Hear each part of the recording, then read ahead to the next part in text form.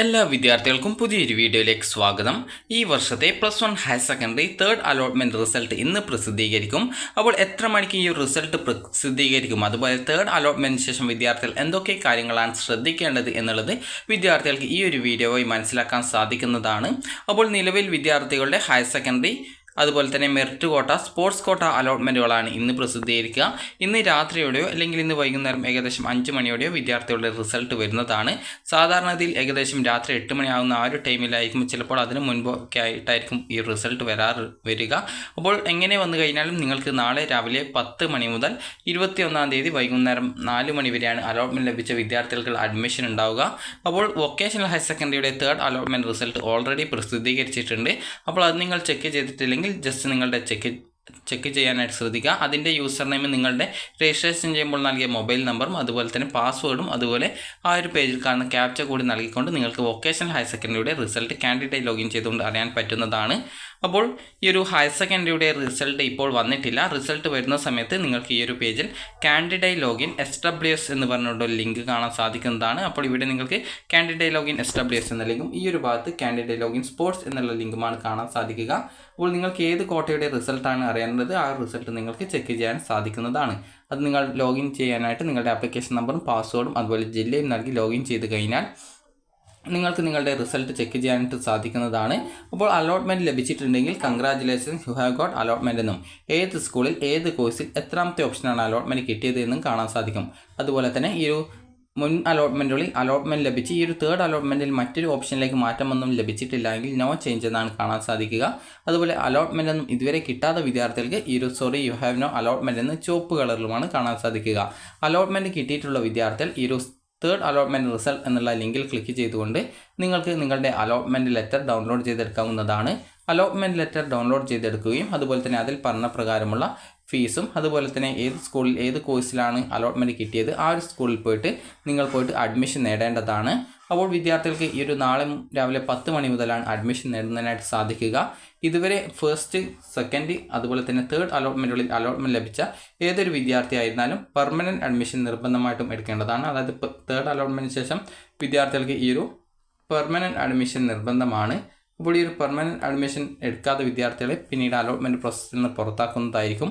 അതുകൊണ്ട് തന്നെ തേർഡ് അലോട്ട്മെൻറ്റിന് ശേഷം നിങ്ങൾ മുൻ അലോട്ട്മെൻറ്റിൽ അലോട്ട്മെൻറ്റ് കിട്ടി പെർമനൻ്റ് ആയാലും അതായത് ടെമ്പററി അഡ്മിഷൻ ആയാലും അല്ലെങ്കിൽ ഇപ്പോൾ ആദ്യമായിട്ട് അലോട്ട്മെൻറ്റ് ലഭിക്കുന്ന ഒരു വിദ്യാർത്ഥി ആയിരുന്നാലും ഈ ഒരു തേർഡ് അലോട്ട്മെൻറ്റിന് ശേഷം പെർമനൻറ്റ് അഡ്മിഷൻ എടുക്കേണ്ടത് നിർബന്ധമാണ്.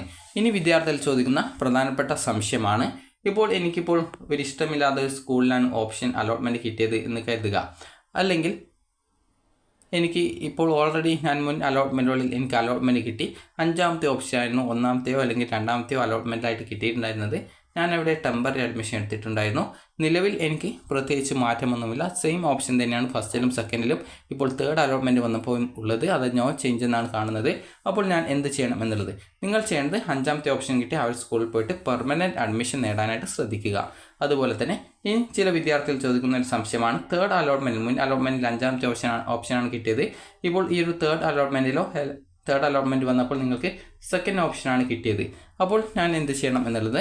അപ്പോൾ അങ്ങനെയുള്ള വിദ്യാർത്ഥികൾ പുതുതായിട്ട് അലോട്ട്മെൻറ്റ് കിട്ടിയിട്ടുള്ള സ്കൂളിൽ പോയിട്ട് പെർമനൻറ്റ് അഡ്മിഷൻ നേടുക.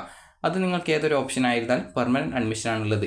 ഇനി ചില വിദ്യാർത്ഥികൾക്കുള്ള സംശയമായിരിക്കും, എനിക്കിപ്പോൾ സെക്കൻഡ് ഓപ്ഷൻ ഇപ്പോൾ കിട്ടി, മുൻപ് 5ാമത്തെ ഓപ്ഷനായിരുന്നു കിട്ടിയത്, ഇപ്പോൾ 5ാമത്തെ ഓപ്ഷനിലേക്ക് ഇനി ആ സെക്കൻഡ് ഓപ്ഷൻ കിട്ടിയിട്ടുണ്ടെങ്കിലും എനിക്കത് താല്പര്യമില്ല, 5ാമത്തെ ഓപ്ഷനിൽ പോയിട്ട് അഡ്മിഷൻ പെർമനൻ്റ് ആക്കാൻ പറ്റുമോ, ഓൾറെഡി അവിടെ ടെമ്പററി അഡ്മിഷൻ എടുത്തിട്ടുണ്ട്, പക്ഷേ അവിടെ പോയിട്ട് പെർമനൻറ്റ് അഡ്മിഷൻ എടുക്കാൻ പറ്റുമോ എന്നുള്ളത്.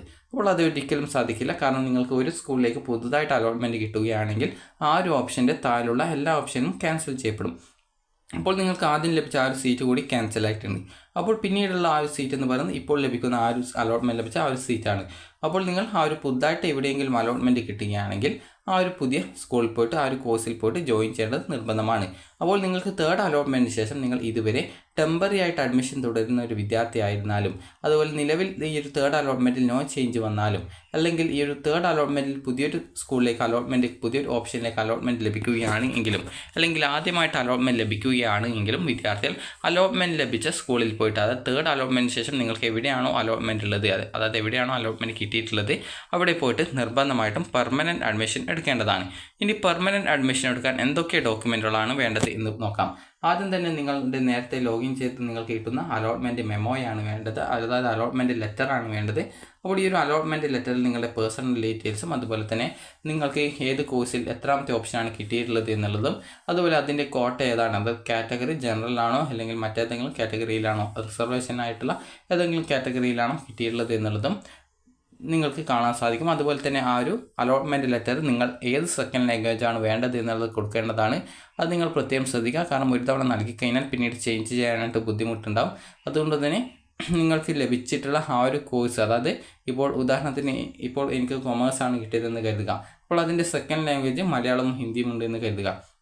ഞാനിപ്പോൾ എനിക്ക് മലയാളമാണ് വേണ്ടത്, പക്ഷേ ആ ഒരു സമയം എനിക്ക് തോന്നിയിട്ടുണ്ടായിരുന്നത് ഹിന്ദി എടുക്കാമെന്നായിരുന്നു. അപ്പോൾ അങ്ങനെ ഹിന്ദി ഞാൻ എടുത്ത് ചൂസ് ചെയ്തു. പിന്നീട് ഹിന്ദി നോക്കുമ്പോൾ എനിക്ക് വിഷമമായിരുന്നു, കാരണം അത് പഠിക്കാനായിട്ട് പറ്റുന്നില്ല. അപ്പോൾ പിന്നീട് വീണ്ടും മലയാളത്തിലേക്ക് മാറാമെന്ന് കരുതുന്ന സമയത്ത് അത് ചിലപ്പോൾ മാറാനായിട്ട് ബുദ്ധിമുട്ട് വരും. അതുകൊണ്ട് തന്നെ വിദ്യാർത്ഥികൾ ഏത് സെക്കൻഡ് ലാംഗ്വേജാണ് എടുക്കേണ്ടത്, അല്ലെങ്കിൽ നിങ്ങൾക്ക് മലയാളം എടുത്ത ശേഷം പിന്നീട് ഹിന്ദി വേണമെന്ന് തോന്നിക്കഴിഞ്ഞാലും ഇതേ രീതിയിൽ തന്നെയാണ് ഉണ്ടാവുക. അപ്പോൾ നിങ്ങൾക്ക് ഏത് സെക്കൻഡ് ലാംഗ്വേജാണ് വേണ്ടത് എന്നത് കറക്റ്റായിട്ട് അലോട്ട്മെൻറ്റ് ലെറ്റർ പൂരിപ്പിക്കേണ്ടതാണ്. അപ്പോൾ ഇനി നിങ്ങൾക്ക് ഈ ഒരു അലോട്ട്മെൻറ്റ് ലെറ്ററാണ് ആദ്യം വേണ്ടത്. പിന്നീട് വേണ്ടത് നിങ്ങളുടെ SSLC സർട്ടിഫിക്കറ്റ് ആണ്. SSLC സർട്ടിഫിക്കറ്റ് ഒറിജിനൽ കിട്ടിയിട്ടില്ലെങ്കിൽ അതിൻ്റെ ആ ഒരു പ്രിൻ്റ് ഔട്ട് യൂസ് ചെയ്താൽ മതിയാകും. അടുത്തത് TC ആൻഡ് കോൺടാക്റ്റ് സർട്ടിഫിക്കറ്റ് ആണ്. TC എന്ന് പറഞ്ഞാൽ ട്രാൻസ്ഫർ സർട്ടിഫിക്കറ്റ് ആണ്. അപ്പോൾ ആ ഒരു ട്രാൻസ്ഫർ സർട്ടിഫിക്കറ്റ് നിങ്ങൾക്ക് സ്കൂളിൽ നിന്ന് തന്നിട്ടുണ്ടാകും TC. അതുപോലെ സ്വഭാവ സർട്ടിഫിക്കറ്റ് എന്നുള്ളതിനാണ് contact certificate, course and contact certificate എന്ന് പറയുന്നത്. അപ്പോൾ ആ ഒരു സർട്ടിഫിക്കറ്റുമാണ് വേണ്ടത്. അതുപോലെ തന്നെ നിങ്ങളുടെ ആധാർ കാർഡിൻ്റെ ഒരു കോപ്പി എടുക്കുക. അതിനുശേഷം നിങ്ങളുടെ ഒരു ഫോട്ടോ കൂടി കയ്യിൽ കരുതുക. അതുപോലെ തന്നെ അതായത് ഒരു ഫോട്ടോ നിങ്ങളുടെ കയ്യിൽ കരുതേണ്ടതാണ്, 1-2 ഫോട്ടോ കയ്യിൽ കരുതുക. അതിനുശേഷം നിങ്ങൾക്ക് വല്ല റിസർവേഷൻ ഉണ്ടെങ്കിൽ റിസർവേഷൻ്റെ ഡോക്യുമെൻറ്റുകൾ, അതുപോലെ ഈ ഒരു ബോണസ് പോയിൻ്റ് ഉണ്ടെങ്കിൽ ബോണസ് പോയിൻറ്റിൻ്റെ ഡോക്യുമെൻറ്റ്, അതുപോലെ ടൈ ബ്രേക്ക് ഉണ്ടെങ്കിൽ ടൈ ബ്രേക്കിൻ്റെ സർട്ടിഫിക്കറ്റ്, അതുപോലെ മറ്റെന്തെങ്കിലും റിസർവേഷൻ, അതായത് EWS റിസർവേഷനോ മറ്റോ ഉണ്ടെങ്കിൽ EWS സർട്ടിഫിക്കറ്റ്, അതുപോലെ വേറെ എന്തെങ്കിലും റിസർവേഷൻ ഉണ്ടെങ്കിൽ ആ റിസർവേഷൻ്റെ ഡോക്യുമെൻറ്റ്, അതുപോലെ തന്നെ PTA ഫണ്ട്. ഇതുപോലെ ജസ്റ്റ് നിങ്ങൾക്ക് കുറച്ച് ഫീസ് എക്സ്ട്രാ വരും. അപ്പോൾ ടോട്ടൽ ഏകദേശം ഒരു 2000-നുള്ളിൽ മാത്രമാണ് ആ ഒരു ഫീസൊക്കെ വരിക. ഈ ഒരു തേർഡ് അലോട്ട്മെൻറ്റ് ശേഷം നിങ്ങൾ ട്രാൻസ്ഫറിന് അപ്ലൈ ചെയ്യുന്നുണ്ടെങ്കിൽ നിങ്ങൾ സ്കൂളിൽ പോകുന്ന സമയത്ത് നിങ്ങൾ യൂണിഫോം വാങ്ങിക്കേണ്ടതില്ല. ട്രാൻസ്ഫറിന് അപ്ലൈ ചെയ്യാത്തൊരു വിദ്യാർത്ഥിയാണെങ്കിൽ നിങ്ങൾക്ക് ആ ഒരു സ്കൂൾ തന്നെ മതി എന്നാണെങ്കിൽ യൂണിഫോം വാങ്ങിക്കാവുന്നതാണ്. അപ്പോൾ ഇത് ഇങ്ങനെ പറയാൻ കാരണം കഴിഞ്ഞ വർഷം പല വിദ്യാർത്ഥികളും ട്രാൻസ്ഫറിന് അപ്ലൈ ചെയ്ത ശേഷം ആദ്യത്തെ സ്കൂളിലെ യൂണിഫോം എന്ത് ചെയ്യുമെന്ന് ചോദിച്ചിട്ടുണ്ടായിരുന്നു. അപ്പോൾ അതുകൊണ്ടാണ് നിങ്ങൾക്ക് ഈ ഒരു മറ്റൊരു സ്കൂളിലേക്ക് മാറണം എന്നൊരു താല്പര്യമുള്ള ഒരു വിദ്യാർത്ഥിയാണെങ്കിൽ അഡ്മിഷൻ എടുക്കാൻ പോകുന്ന സമയത്ത് തന്നെ യൂണിഫോം വാങ്ങിക്കണം എന്നുള്ള കാര്യത്തിൽ നിർബന്ധമല്ല. അക്കാര്യം വിദ്യാർത്ഥികൾ പ്രത്യേകം ശ്രദ്ധിക്കേണ്ടതാണ്. അപ്പോൾ ഇത്രയും ഡോക്യുമെൻ്റാണ് വിദ്യാർത്ഥികൾക്ക് അഡ്മിഷനായിട്ട് വേണ്ടത്. ഇനി വിദ്യാർത്ഥികളിൽ പലരും ചോദിക്കുന്ന കാര്യമായിരിക്കും, ഈ ഒരു ഹയർ സെക്കൻഡറിയിലും വൊക്കേഷണൽ ഹയർ സെക്കൻഡറിയിലും അലോട്ട്മെൻറ്റ് കിട്ടിയാൽ, അതുപോലെ സ്പോർട്സ് കോട്ടയിലും അലോട്ട്മെൻറ്റ് കിട്ടിയാൽ എവിടെ ഞാൻ അഡ്മിഷൻ എടുക്കണം എന്നുള്ളത്. അപ്പോൾ വിദ്യാർത്ഥികൾ ശ്രദ്ധിക്കേണ്ട പ്രധാനപ്പെട്ട കാര്യം എന്ന് പറയുന്നത്, നിങ്ങൾക്ക് ഒരു വിദ്യാർത്ഥിക്ക് ഇപ്പോൾ ഹയർ സെക്കൻഡറിയിൽ കിട്ടിയത് സയൻസ് ആണ് എന്ന് കരുതുക. അതുപോലെ തന്നെ വൊക്കേഷണൽ ഹയർ സെക്കൻഡറിയിലും സയൻസ് ഗ്രൂപ്പ് തന്നെയാണ് കിട്ടിയത് എന്ന് കരുതുക. അപ്പോൾ ബയോളജി സയൻസ് തന്നെയാണ് ഈ ഒരു വൊക്കേഷണൽ ഹയർ സെക്കൻഡറിയിലും കിട്ടിയതെന്ന് കരുതുക. അതുപോലെ ഈ ഒരു സ്പോർട്സ് കോട്ടയിലും ആ ഒരു വിദ്യാർത്ഥിക്ക് സയൻസ് തന്നെയാണ് കിട്ടിയതെന്ന് കരുതുക.